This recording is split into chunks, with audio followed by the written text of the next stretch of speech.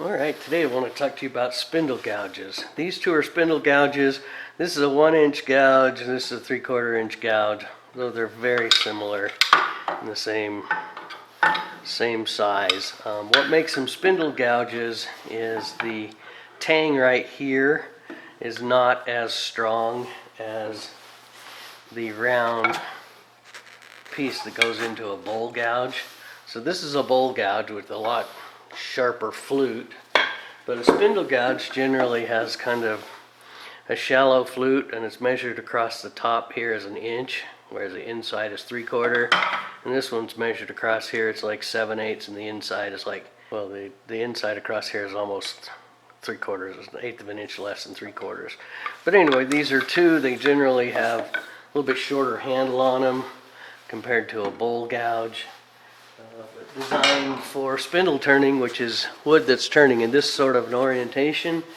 And then the way you use them is you just turn your lathe on, anchor it, rub the bevel, and then just start to cut.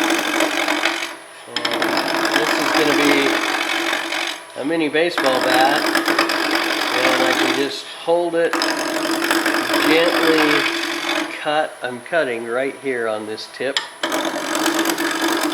I'm only going 600 RPM too, so that's really pretty slow, just for demonstration purposes.